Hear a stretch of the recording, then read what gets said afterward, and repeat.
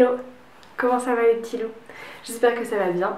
Moi ça va très très bien. Je vous retrouve aujourd'hui avec un ask. Je suis revenue un petit peu comme une fleur la semaine dernière sur YouTube, un mercredi. Jamais vu, on sait pas pourquoi. Du coup, je me suis dit que j'allais un peu vous faire un ask, déjà pour répondre à toutes vos questions et puis pour repartir sur de bonnes bases sur cette chaîne qui reprend un petit peu avec un nouveau style et quelque chose d'un peu nouveau. Donc si vous me suivez sur les réseaux sociaux, vous l'avez certainement déjà vu, mais j'ai décidé de repartir sur quelque chose de plus lifestyle, comme je le faisais depuis 5 ans sur YouTube.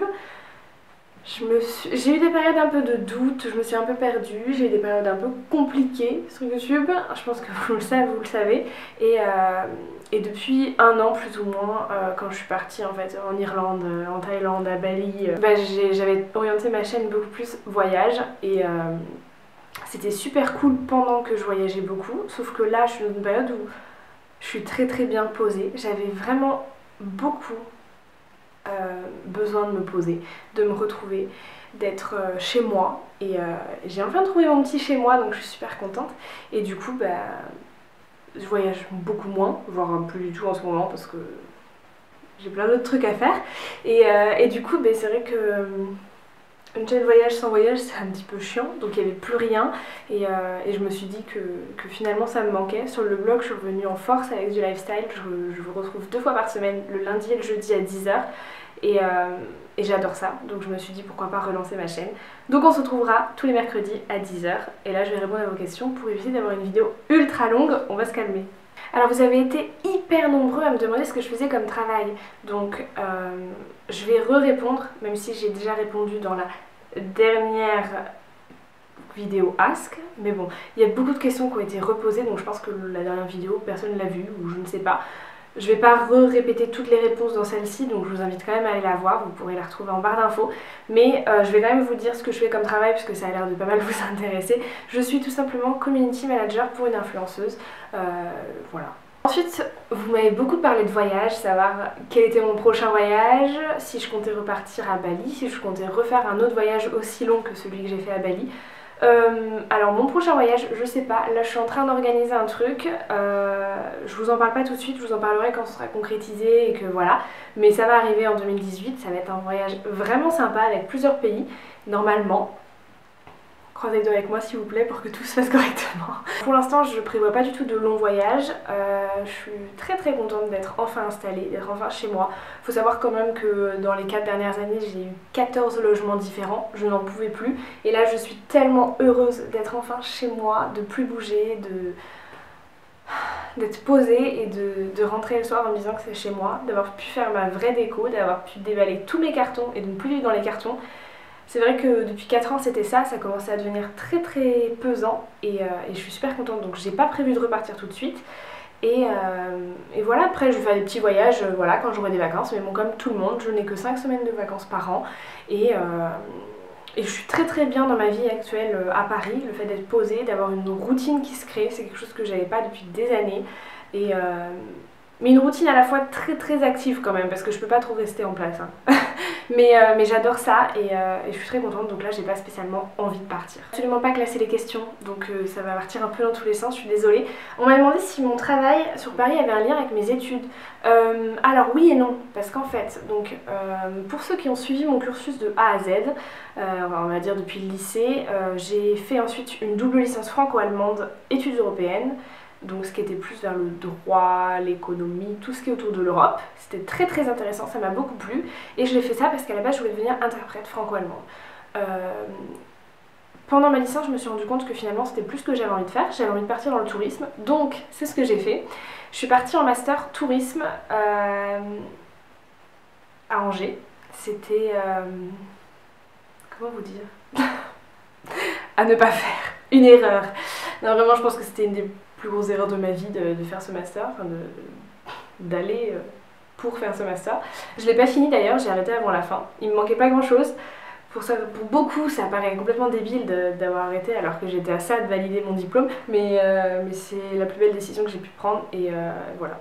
Donc j'ai pas été jusqu'au bout de mon master, mais c'était un master e-tourisme qui m'a quand même permis de partir à Bali et du coup de faire un stage comme community manager dans une agence de voyage et c'était hyper intéressant Et à côté de ça, donc depuis que j'étais en licence, puisque c'était quand je vivais en Allemagne, j'avais créé mon auto-entreprise pour être community manager pour des entreprises.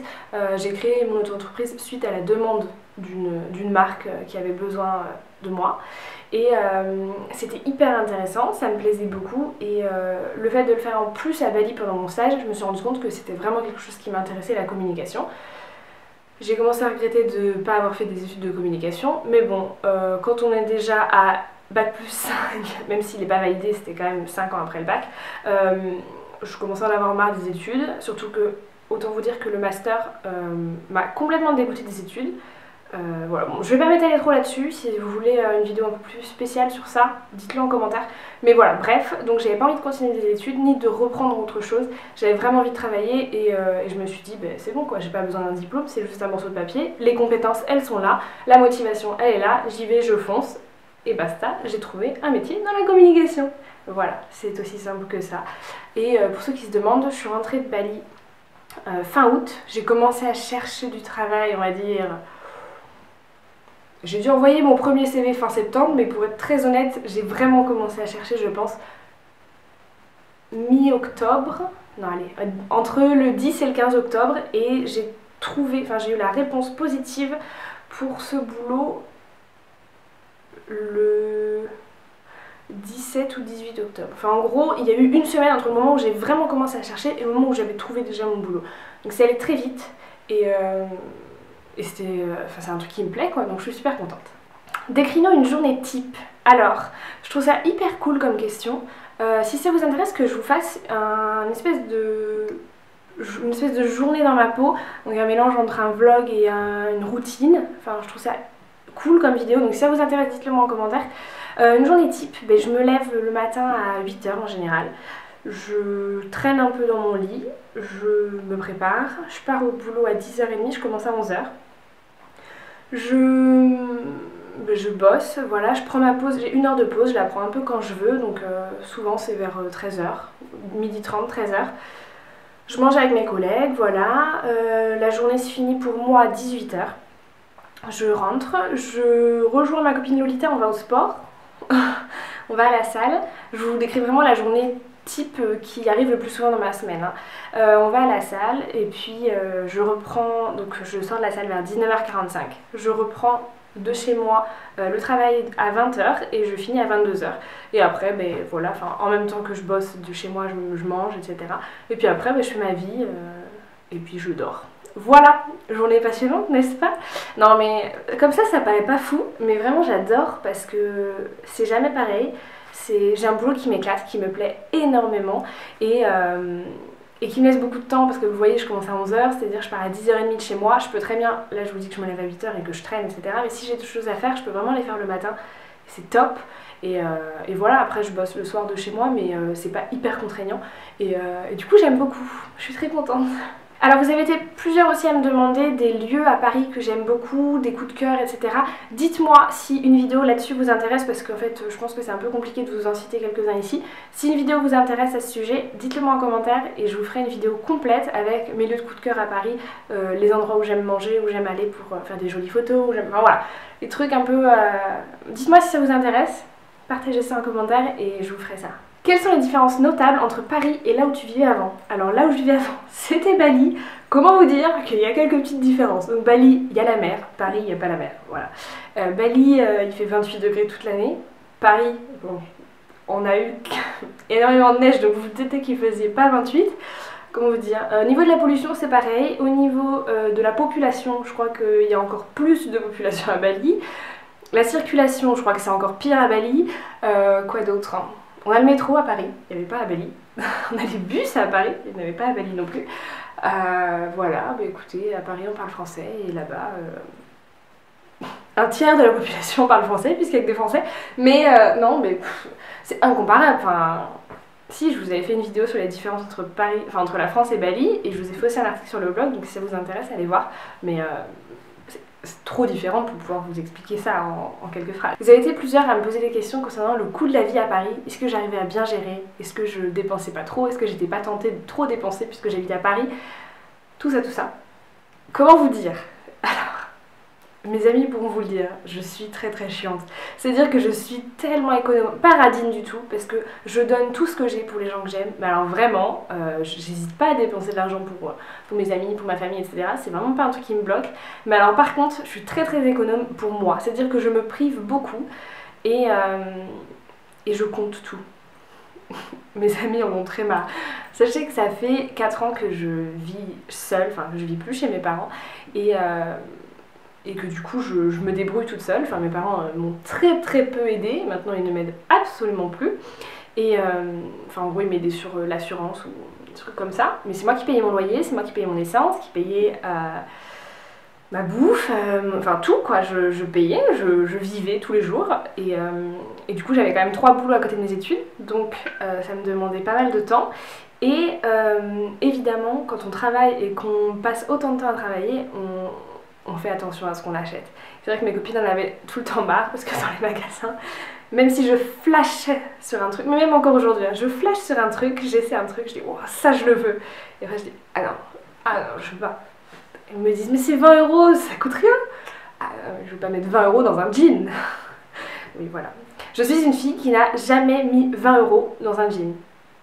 Vraiment. Je ne me rappelle pas avoir mis. Ou alors, allez, 19,95 c'était mon maximum. Je n'ai jamais mis 20 € dans un jean, c'est sûr. Vraiment. Aussi loin que je me souvienne. Voilà. Je fais très attention à ce que j'achète. J'achète tout en solde en fait. Je trouve des codes promo partout. Je fais vraiment très attention. J'ai pas de vêtements de marque. Je suis pas du tout dépensière. Enfin, je fais très attention en fait à l'argent que je dépense. Et voilà, au niveau de la bouffe, je fais attention. Je mange pour 100 € au grand maximum par mois. Enfin voilà, je fais très attention. Et du coup, non, je suis pas plus tentée qu'avant parce que j'ai toujours pris l'habitude de faire attention. Depuis que j'ai 15 ans, j'ai une carte bleue et je gère moi-même mes dépenses. C'est-à-dire que quand je voulais m'acheter des fringues, eh ben, c'était à moi de gérer. Et je pense que ça m'a responsabilisée très tôt. Mais après, en même temps, je vivais à l'étranger, mes parents n'étaient pas là, j'étais toute seule, j'avais pas le choix d'être responsabilisée. Mais c'est vrai que je pense que ça m'a vraiment responsabilisée et du coup, je fais attention. Et j'ai aucun problème financier, alors que tout le monde nous dit que c'est impossible de vivre avec un SMIC à Paris. Bah écoutez les gars, non seulement je vis, mais j'arrive à mettre de côté tous les mois. On est bien, on est bien. Si vous voulez des conseils, demandez-moi, je vais devenir conseillère en finance. T'as l'air d'avoir des journées bien remplies, est-ce que tu trouves encore du temps pour toi? Eh bien oui, parce qu'en fait, mes journées sont remplies de choses que j'aime. C'est-à-dire que je vais au boulot, j'adore ça. Alors oui, comme tout le monde, j'ai des moments où je dis non j'ai la flemme, j'ai pas envie d'y aller, mais ça a dû m'arriver une fois.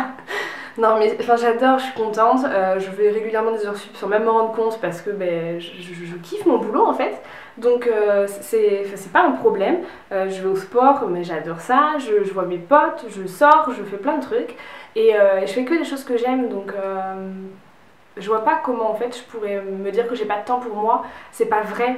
Enfin, j'ai du temps, j'ai pas le temps de faire tout ce que je voudrais, ça c'est sûr, parce que je suis trop hyperactive et que je voudrais faire des milliers de choses, mais j'ai énormément de temps quand même et tout ce que je fais c'est des choses qui sont pour moi, donc de toute façon oui j'ai du temps pour moi. On m'a demandé comment j'avais trouvé mon appartement sur Paris. Alors les gens qui me suivent en vidéo ne me suivent pas forcément sur le blog, donc je vais quand même vous renvoyer sur le blog. Désolée si vous n'aimez pas les blogs, mais il y a beaucoup plus de choses sur le blog quand même, il faut se le dire.